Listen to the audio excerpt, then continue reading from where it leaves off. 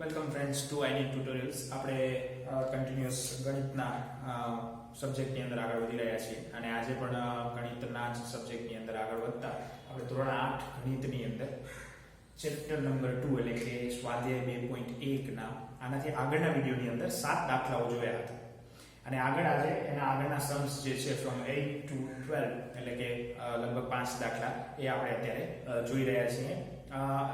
ચેપ્ટરનું નામ છે એક સુરેખ સમીકરણ, જેની અંદર આપણે કોઈ પણ એક દાખલાને સાદું રૂપ આપી અને એની અંદર x y t જેવા જે પણ સમીકરણની અંદર આપેલા હોય એનો ઉકેલ મેળવવાનો છે.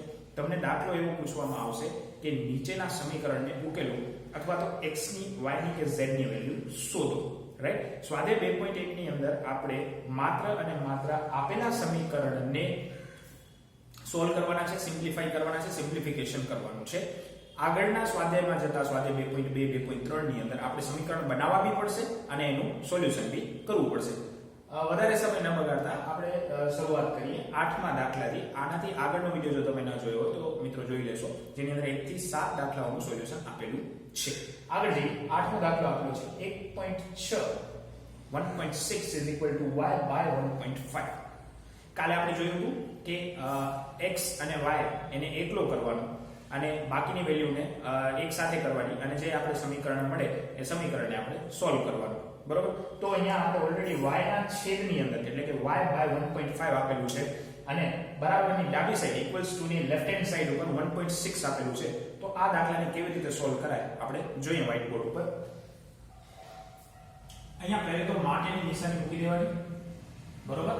હવે બરાબરની જમણી સાઈડ y by 1.5 આપેલું છે. y by 1.5 એટલે જો એ બરાબરની ડાબી સાઈડ આવશે તો અહીંયા ભાગાકારની અંદર છે એટલે સામે આવતા ગુણાકારની અંદર થશે. એટલે અહીંયા આપણે લખશું 1.6 into 1.5 બરોબર y.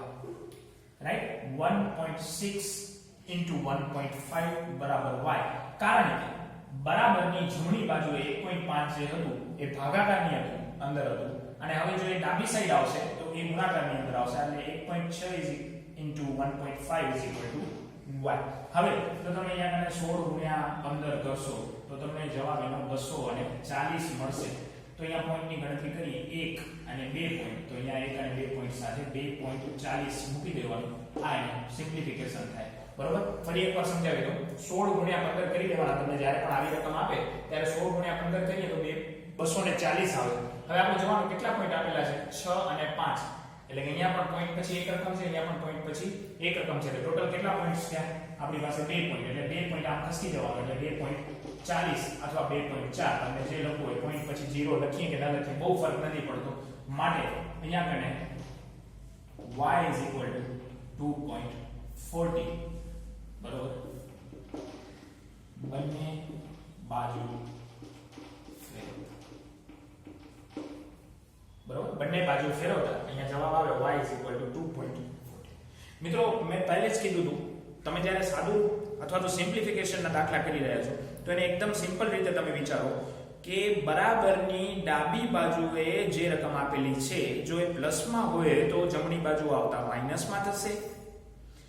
જમણી બાજુથી બરાબરની જો તમે ડાબી બાજુ લઈ જાઓ છો પ્લસમાં છે માઈનસમાં થશે, માઈનસમાં છે પ્લસમાં થશે. અને ગુણાકારની અંદર જો બરાબરની ડાબી બાજુએ કોઈ રકમ આપેલી છે એ બરાબરની જમણી બાજુએ જાય તો ભાગાકારની અંદર થશે અને જો ડાબી બાજુએ ભાગાકારની અંદર આપેલી હોય તો જમણી બાજુએ જતા ગુણાકારની અંદર થશે. આટલું જ આપણે યાદ રાખવાનું છે. આગળ વધીએ. 7x - 9 is equal to 16. 7x - 9 is equal to 16. આવું કંઈક આપણે આપેલું છે.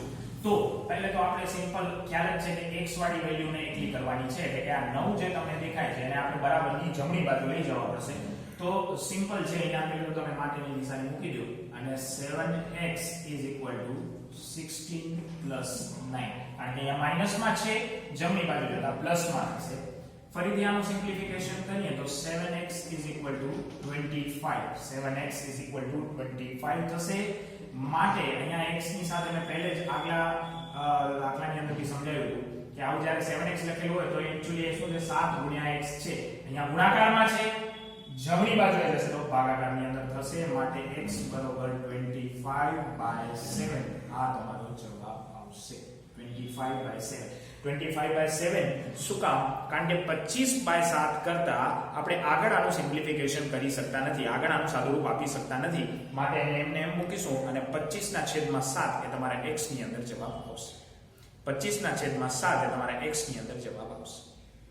મિત્રો, હું આશા રાખું છું કે તમને આ બધી વસ્તુ સમજમાં આવી રહી હશે. એકદમ સિમ્પલ છે. કદાચ આનાથી આગળનું સ્વાધ્યાય આપણે જોશું ત્યારે થોડું અઘરું આવશે, પણ અત્યારે તમને સિમ્પલ લાગી રહ્યું હશે એવી હું આશા રાખું છું. આગળનો દાખલો જોઈએ. 14y - 8 = 13. 14y - 8 = 13. તો આનું સાદુરૂપ કેવી રીતે આપશું જોઈએ. પહેલે તો રાબેતા મુજબ આપણે માટેની નિશાની કરી દેવાની. 14y - 8 બરાબર 13.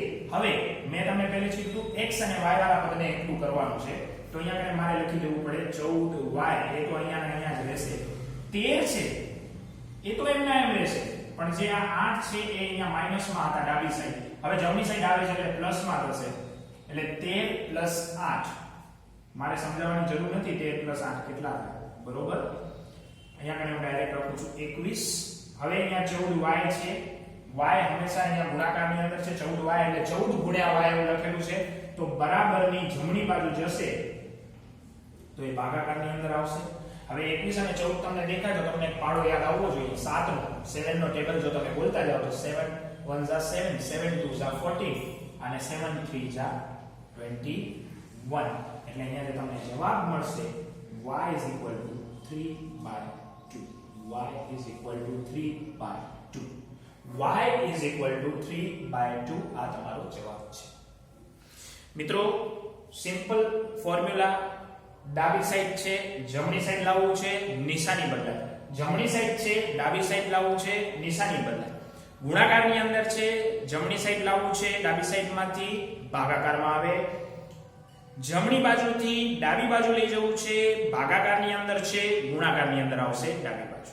આટલું યાદ રાખો તો સાદું રૂપનો કોઈ પણ દાખલો તમે સહેલાઈથી સોલ્વ કરી શકો, એક્ઝિક્યુટ કરી શકો, તમને એની વેલ્યુ મળી જાય. ઠીક છે, આગળ વધીએ. 17 + 6p = 9. 17 + 6p = 9. સિમ્પ્લિફિકેશન કરવાનું છે, p ની વેલ્યુ શોધવાની છે આપણે, બરોબર. આગળ જઈને તો અહીંયા 6p તો પહેલા એમને એમ રાખવું પડશે, પણ 17 અહીંયા પ્લસમાં છે. ના ના સર, 17 પ્લસમાં ક્યાં છે? અહીંયા કોઈ નિશાની નથી. બકા, નિશાની ન હોય તો એ વસ્તુ પ્લસમાં જ હોય, માઈનસ હોય તો એની નિશાની આપેલી હોય. 17 + 6p = 9. આગળ વધીએ. કેવી રીતે? પહેલે તો અહીંયા માટેની નિશાની મૂકી દેવાની, ક્યારે પણ નહીં ભૂલવાની, બરોબર. 6p = 9. હવે આ 17 પ્લસમાં છે, આ બાજુ જાય તો માઈનસમાં આવે. આ બાજુ જાય તો માઈનસમાં આવે. હવે 9 - 17 એટલે 17 માંથી 9 બાદ કરવાના છે, એટલે આપણે મળશે અહીંયા અને 6p = 8. પણ અહીંયા કને મોટી નિશાની શેની છે? 17. કઈ નિશાની છે? માઈનસ. માટે મોટામાંથી નાનું જાય પણ નિશાની મોટા, એટલે અહીંયા માઈનસ આવશે. મોટામાંથી નાનું જાય પણ નિશાની મોટાની. 17 મોટા છે, નિશાની માઈનસની છે, એટલે અહીંયા માઈનસ આવશે. 6p એટલે 6 × p. તો p ની વેલ્યુ શોધવી હોય તો અહીંયા -8/6 કરવું પડે. ગુણાકારમાં છે, આગળ જાય ભાગાકારમાં આવે. તો અહીંયા 6 આવી ગયું. 2 નો પાડો કરો, 2 તેરી 6, 2 ચોક 8, 4/3, 4 - આ તમારો જવાબ. p = -4/3 આ તમારો જવાબ. આના સિમ્પ્લિફિકેશન નો 9 - 17 તમે કરો, 9 માંથી 17 બાદ કરો, -8 તમને મળે. આ -8 6p એટલે કે 6p. 6p અહીંયા ગુણાકારમાં છે, p સાથે 6, તો એને આ બાજુ જમણી બાજુ લઈ આવો તો ભાગાકારમાં આવશે. સિમ્પ્લિફિકેશન કરો, તમારો જવાબ આવી જશે. આગળ વધીએ. 12મા દાખલાની અંદર છેલ્લો દાખલો આ સ્વાધ્યાયનો. x/3 + 1 = 7/15. x/3 + 1 = 7/15 આ દાખલો છે. હવે x વાળું પદ તો પેલે એમ રાખવું પડે કે એનો માટેની નિશાની મૂકી દઉં છું, બરોબર. અને અહીંયા લખું છું x/3 = 7/15. હવે આ 8 છે એને મારે આ સાઈડ પ્લસમાં છે, આ સાઈડ લઈ જવું હોય તો માઈનસમાં કરવું પડે, એટલે અહીંયા હું લખું છું -1. હવે -1 તમે લખ્યું, ક્યારે પણ છેદવાળો દાખલો હોય અને એમાં તમને ડાયરેક્ટ માઈનસ કરવું હોય તો થઈ શકે નહીં. આપણે આનાથી આગળ પણ એકવાર ચર્ચા કરી હતી કે છેદ સરખા કરવા પડે, છેદ સરખા કરવા પડે એના માટે લસા બી લેવો પડે, ઘણીવાર ગુણાકાર બી કરવો પડે. તો અહીંયા કને 1 ના છેદમાં તો કશું એ છે નહીં, કશું ના હોય એટલે 1 તો હોય, કશું ના હોય તો શું હોય, 1 તો હોય જ, બરોબર. તો 15 મારે અહીંયા છેદમાં લાવવા હોય તો નીચે 15 થી ગુણવું પડે, તો ઉપર પણ કેટલાથી ગુણવું પડે, 15 થી જ ગુણવું પડે. નીચે 15 થી ગુણવું પડે માટે ઉપર પણ કેટલાથી ગુણવું પડે, 15 થી જ ગુણવું પડે. તો અહીંયા કને છેદ સરખા કરીશ તો 7 - 15 ના છેદમાં 15, કારણ કે અહીંયા પણ મેં 15 થી ગુણ્યું, અહીંયા એક હતો એને પણ મેં 15 થી ગુણ્યું, માટે અહીંયા કને જવાબ આવ્યો 7 - 15 ના છેદમાં 15. હવે અહીંયા x/3 તો છે જ, x/3 તો છે જ, બરોબર. માટે x/3 તમે કરો, 7 માંથી 15 બાદ કરવાના છે. 7 માંથી 15 એટલે 15 તો ના થાય, પણ 15 માંથી 7 બાદ થાય અને અહીંયા કને મોટા નિશાની આવે તો તમને જવાબ મળશે -8 ના છેદમાં 15. આ તમને જવાબ મળ્યો, -8 ના છેદમાં 15. હવે જો ધ્યાનથી જુઓ તો આ 3 છે એ x ના ભાગાકારમાં છે.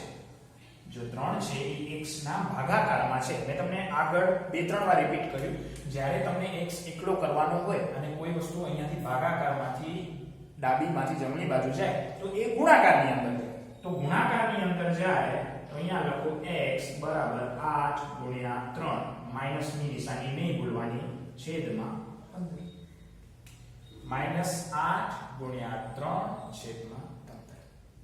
હવે જો તમે આને ઉડાડતા ફાવે તો 3 ગયા, અહીંયા 5 રહ્યા, માટે x નો જવાબ આવ્યો x બરોબર -8 ના છેદમાં 5.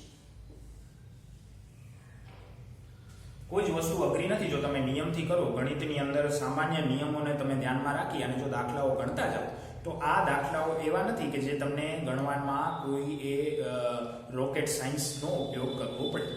એકદમ સિમ્પલ છે. તમે નિયમો યાદ રાખો, નિયમોનો ઉપયોગ કરી અને દાખલાઓ ગણતા જાઓ, તમને દાખલાનો જવાબ મળે. બરોબર. આશા રાખું છું તમને આ વિડીયો પસંદ આવ્યો હશે. છતાં બી તમને કોઈ અમારા વિડીયોની અંદર ચેન્જીસ કે ઇનપુટ્સ જણાવવા હોય તમે જણાવી શકો છો કમેન્ટ સેક્શનની અંદર, રાઈટ. અમે ચોક્કસથી પ્રયત્ન કરીશું કે જે રીતે તમે કહો એ રીતે અમે વિડીયોની અંદર કન્ટેન્ટ પ્રોવાઈડ કરી શકીએ. Thank you.